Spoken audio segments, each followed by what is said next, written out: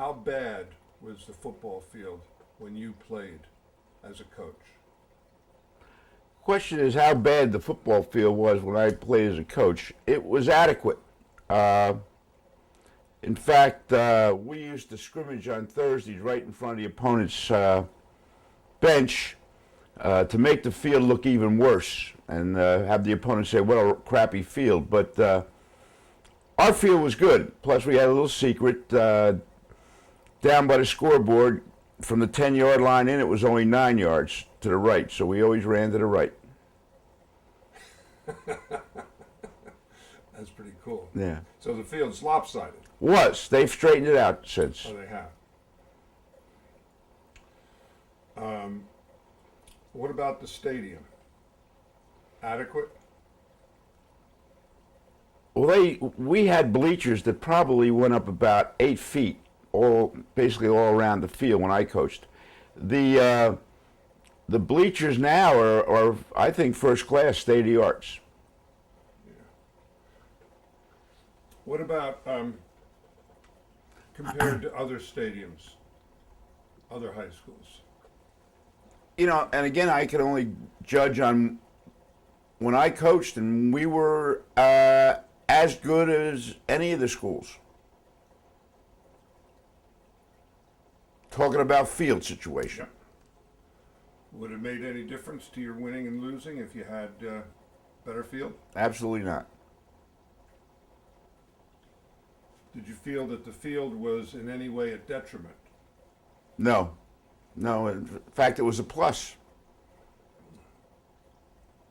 Now, from what you know about the new field, what do you think about the new arrangement?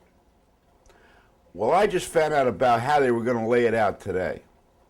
And, you know, I'm all for giving the coaches what they want. If they feel like they need turf, that's fine. But the way the thing is laid out, there's no baseball field there. And it's making a third-class citizen out of a baseball team. And I don't feel that's right. I would be for it 100% if they could figure out some way to put the baseball field there. But I'm without the baseball field there, I cannot support it. What about if there was another plan for the baseball field being someplace else? Someplace else, meaning where?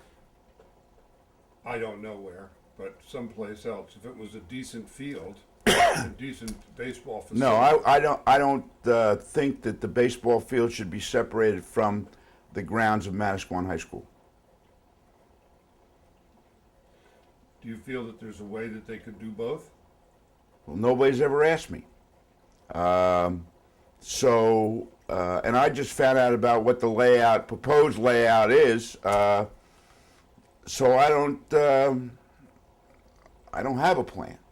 My plan, my plan would be move the track and turf the fields and have the baseball field where it is, and let all the other sports play in a football field and have a track someplace else. I think we've got. Well, I think that they. How do you feel about turf in general? In general, I like grass. You know, I'm old school. So if the coaches nowadays, if other schools are going turf and the coaches now feel that it's to their advantage to go turf, I'm for turf. I'm not going to be in opposition to what the coaches want. I don't know enough about it. I know the kids have to buy 2 pair of shoes, one away and one home. But I think parents will always come up with money to buy shoes so kids can play. What about if they turfed the baseball field? How would you feel about that? Where are they going to turf it? If they put turf on the infield and outfield. At Manasquan High School? If they put turf on Manasquan High School field and the field was on the high school, I'd be for it. If that's what the head baseball coach once. A consensus of opinion of all the coaches.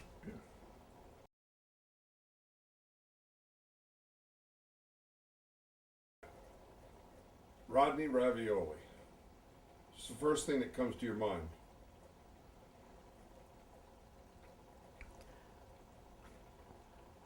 That you can say. A sly fox. You know, I mean, very, very sly, very intellectual at times, most of the time to the normal eye.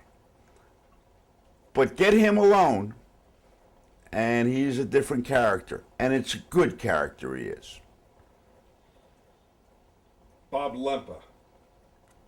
Funny. I mean, Bobby Lempa is funny. Great teacher, great classroom teacher. Kids loved him. He coached with me for 11 years in football. He was fun to have on the staff. Made you laugh.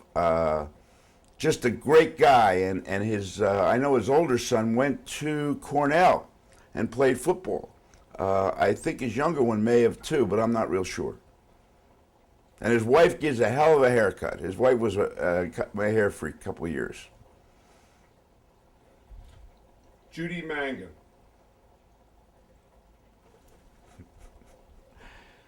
Cheerleader type. Fun. Gung-ho. You know, she's a throwback to the rah-rahs.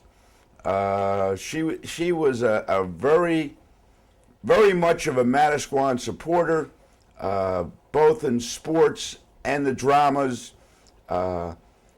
Would do anything that could be done for the kids also. Same with Rod and Bobby.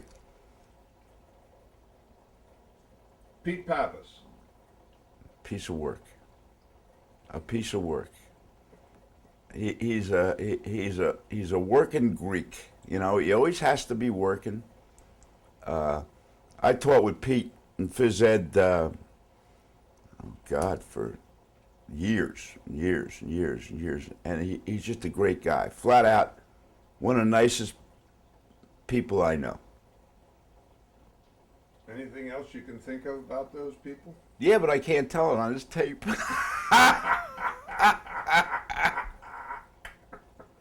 I can't. I'll get in trouble. He'll get in trouble. And no. Sworn to secrecy. I'll tell you what. You don't talk. Yeah, that's faculty room stuff. That's not even the faculty. You don't talk. You do not talk. Yeah. They were the good old days, those days, early days when you were there. It changed a lot. Well, you know, what I remember of them, they were great days. We had a great time, and there was a lot of laughing, and there's a lot of camaraderie between amongst the whole teaching staff. There used to be a lot of parties and things going on, and faculty basketball games and stuff like that.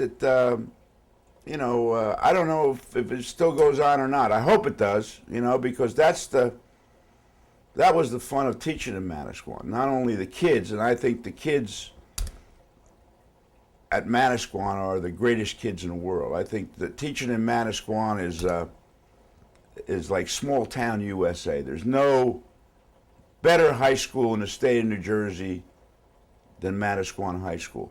A bad kid in Manasquan High School is like an average kid someplace else, I'm proud that my two kids went through Manasquan High School, and I got a 13-year-old now that is going to go through, and I'm a big booster of Manasquan High School.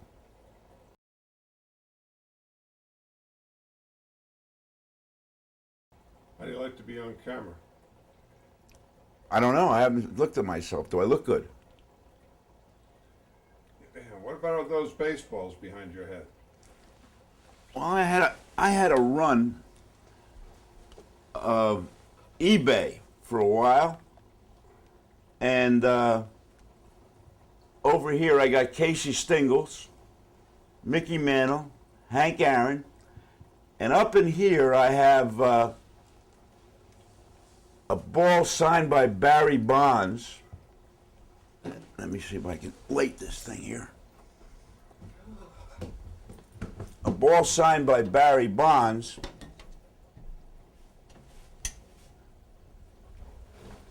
And it was the game he hit. It's a game ball that he hit his 71st and 72nd home run. It's a game-used ball. And then we have, up top row, we have Babe Ruth, Willie Mays, and then Joe DiMaggio. Down below, we have Ted Williams and other notable players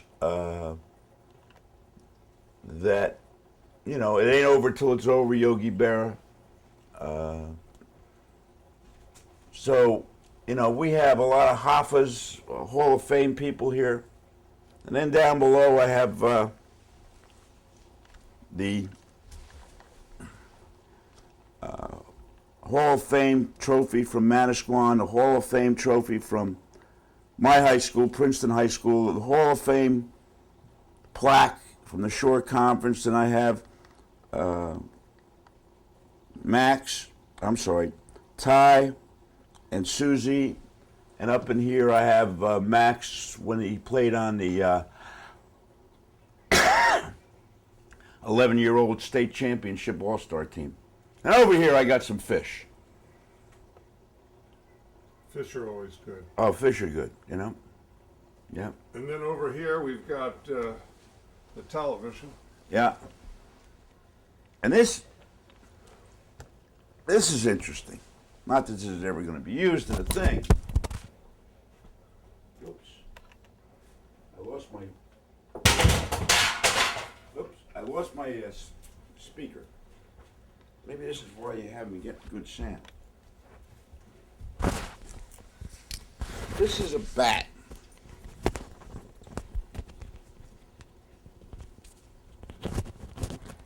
This is a bat, and it's from the Sierra era in baseball. It's was used in 1895. It's 52 inches long. It's been banned since 1895. Engraved in the bat is the name Ralph Sock Siebel. And the notches, back then they used to put notches in the bat every time they hit a home run. Now what's historic about this bat is Ralph Sock Siebel in 1904, playing for the Philadelphia Phillies, hit 18 home runs, I believe, maybe 17, to lead the American and National League in home runs. He held that record until 1927, when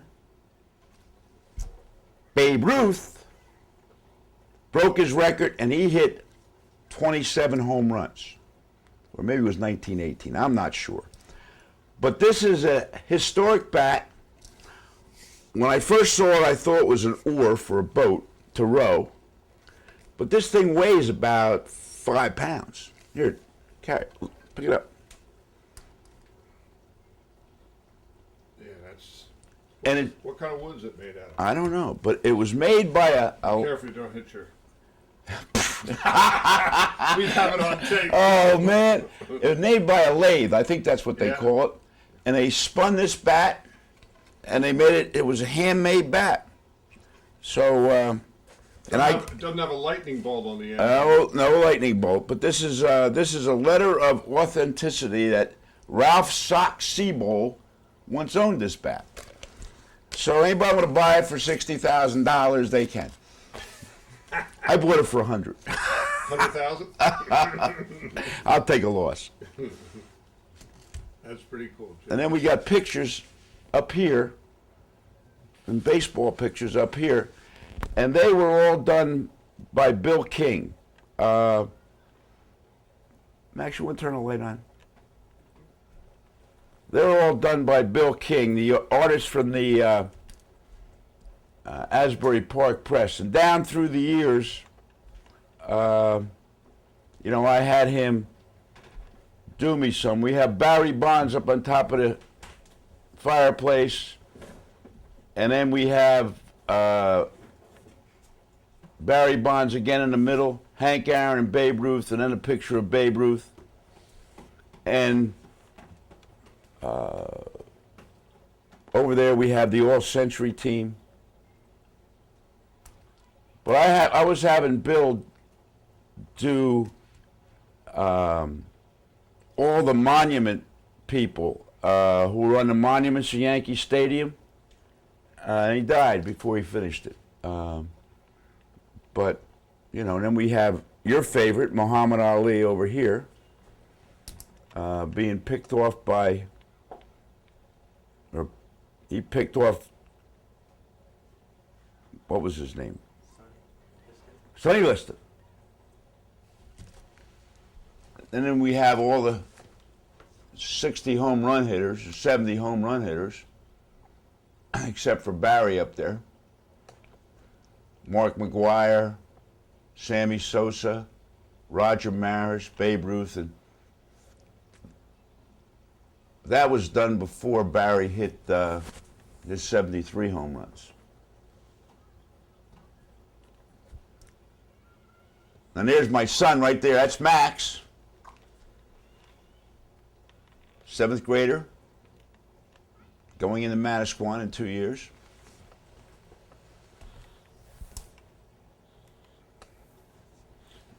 And this is a... Just carry it with you. Yeah. This is a picture of 20th century home run hitters. And then my favorite guy, Ted Williams. And I have a letter sent to me by him when he spoke at my clinic. And he is my favorite. And then that's the first picture I ever bought from Bill King. That one there. You probably have the largest Bill King collection in the world. Absolutely. Absolutely. Now, wasn't there another artist that you used to collect? Yeah. Roy Fish. Roy Fish taught at Manasquan High School. And Roy Fish used to do seascapes. And all those pictures that I bought from him, and I must have had about 8 of him from him, they all burned when my house in Brielle caught on fire. But the interesting thing about Roy Fish is that he played for the Yankees one year and roomed with Babe Ruth for a year. He was quite the character. He was a baseball coach at Manasquan High School. Then there was Skellinger. Then there was myself. And Roy taught during Prohibition. And when the boats came in with the booze on it, he called off practice, took all the kids down, and he took the booze off the boats. Get out of here. The kids did? Yeah, yeah. But that, true story or rumor, I'm not sure. But he was a nice man, and we became friendly after he retired.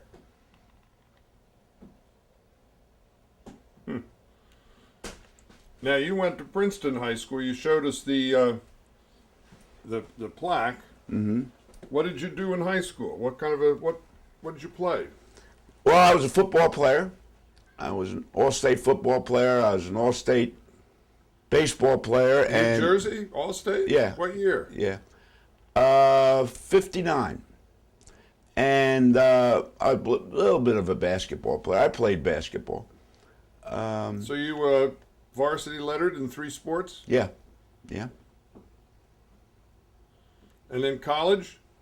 I just played football. I was not the best student in the world, and I went to Westchester, and I was a quarterback. And I was also, I was asked, a scout from the Washington Senators in my senior year after the last game asked me to sign a major league contract, a contract for the Washington Senators. And I said, no, I want to go to college and be a coach. And so I went to Westchester, and there were 8 football coaches who all taught class. And there was one baseball coach who didn't teach any. So I was smart enough to just play football and take those guys in class. I took their classes in the summer, so I would get good grades. So I would stay eligible to play football. Plus, I was a quarterback, and they had spring practice, and they didn't allow quarterbacks to go out for baseball in the spring because they're too valuable. I was valuable. I was the best third-string quarterback Westchester ever had.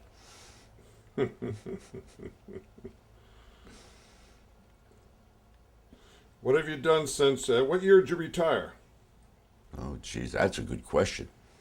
I don't want to snowball you here with I'm not even sure how long I've been retired. I might be retired 14 years. What would that make it? You're asking me. I'm a music teacher. I would think 97. I retired. I'm ahead of the game. Now, what do you still have your clinic? Yeah, I have a baseball and softball coaching seminar that I started 38 years ago. And it's developed into the largest softball clinic in the country. We have 1,200 softball coaches come to it, about 90 exhibitors, and the second largest baseball clinic in the country. We have about 1,150 coaches come, 1,154 to be exact last year. And it's been holding its own like that for the last 15, 20 years. Now, have you continued to do any coaching or anything since retirement? No. Well, I coached my son's little league team. Now I'm not coaching. We'll go out after school and I'll hit ground balls and pitch to him. But that's basically the only coaching I'm doing now. Now, your son is a coach. Right. Ty. Coaches with the Yankees. He graduated from Manasquan. Then he graduated from Old Dominion University. He signed a contract with the Chicago White Sox and played 1 year of minor league ball. Then he went to Brick and taught about 4 or 5 years. Then he got a graduate assistantship at Marshall University, coaching baseball. Then Vanderbilt University. Then University of Illinois. Then he came back and taught at Brick. And then the Yankees hired him. And he's been working for the Yankees for 10 years as a minor league hitting instructor. The last 3 years he worked a deal out where he is teaching at Point Pleasant Beach High School and is a hitting instructor for the Staten Island Yankees in the summer. And it's a good gig. And he gets to see his kids most of the year.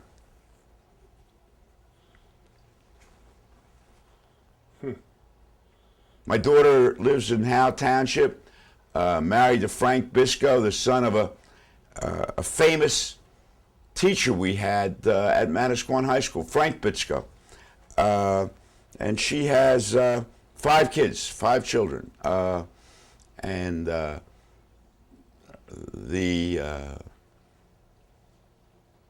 oldest daughter, I'm a great grandfather now. 3, yeah, I know, I'm getting old. And but she and her 2 sons are outstanding athletes.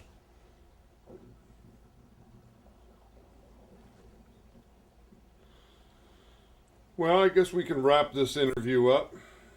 Let me ask you a few questions. Not on tape. Oh, yes. Not on oh, your line. yes, on tape. Goodbye, everybody. No. Let me ask you a few questions. Yeah. Did you ever write a song, William Weiser, about your escapades in Toms River, New Jersey, one night years ago? Did you ever write a song about flipping nickels on the beach? Did you? I asked you first. Did you ever write a song and it was labeled "Vanished in the Night"? Yeah, well, Jack, my arms are getting awful tired here.